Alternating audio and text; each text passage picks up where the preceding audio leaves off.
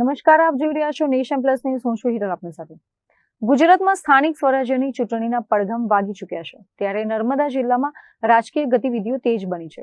ત્યારે આ ચૂંટણીને લઈને તિલકવાડા તાલુકા કોંગ્રેસ સમિતિ દ્વારા જિલ્લા પંચાયત અને તાલુકા પંચાયતની ચૂંટણી માટે ઉમેદવારોના નામની જાહેરાત કરવામાં આવી છે. નર્મદા જિલ્લાના તિલકવાડા તાલુકામાં ચૂંટણીનો માહોલ જામ્યો છે. માંગુ ગામે યોજાયેલી કોંગ્રેસની આ બેઠકમાં રણનીતિ તૈયાર કરવા સાથે સંગઠનને મજબૂત કરવા પર ભાર મૂકવામાં આવ્યો હતો. તિલકવાડા તાલુકાની 3 જિલ્લા પંચાયત અને વિવિધ તાલુકા પંચાયતની બેઠકો માટે કોંગ્રેસ પાર્ટીએ પોતાના સક્ષમ ઉમેદવારોના નામની જાહેરાત કરી છે.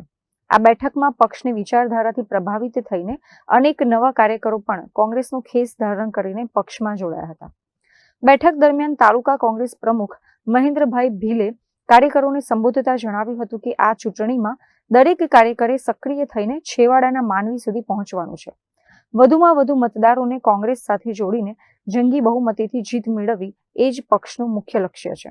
આજ રોજ તિલકવાડા તાલુકાની અંદર આવનાર 3 જિલ્લા પંચાયતના જે ઉમેદવાર છે તે પણ અમે આજે નક્કી કરેલા છે.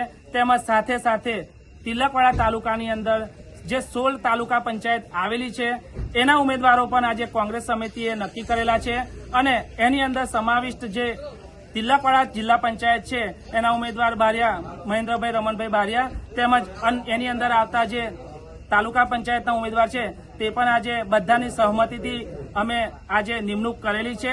તેમજ આજે અમે એક જ વસ્તુ કહીશું કે આવનાર જે 26 તારીખનું રિઝલ્ટ છે એ રિઝલ્ટ કોંગ્રેસના પક્ષમાં જ રહેશે અને તમામ જે જિલ્લા પંચાયતના ઉમેદવાર છે અને તાલુકા પંચાયતના જે પણ ઉમેદવાર છે એ બહુ જંગી મતોથી આજની વખતે જીતવાના છે. એ આજના બધા જે કાર્યકર્તા અને જે પણ જે કોંગ્રેસ સમર્થક જે બધા રહેલા છે એ આ મિટિંગની અંદર ભાજપના હોય, આમ આદમી પાર્ટીના હોય, તમામ લોકો આજે આ મિટિંગની અંદર ભેગા થયા છે અને નક્કી કર્યું છે કે આવનાર જે ચૂંટણી છે 26 તારીખે એમાં કોંગ્રેસનો ભવ્યથી ભવ્ય વિજય થશે એવી આશંકાથી, એવી વિશ્વાસથી અમે આજે અહીં આગળ છૂટા પડીએ છીએ. Bureau report, nation plus news, Tilakwada. સમાચારોના સતત અપડેટ મેળવવા માટે અમારી નેશન પ્લસ ન્યૂઝની યુટ્યુબ ચેનલને સબસ્ક્રાઇબ કરો, બેલ આઇકન દબાવો અને જોડાયેલા રહો ફેસબુક, ઇન્સ્ટાગ્રામ અને ટ્વિટર પર.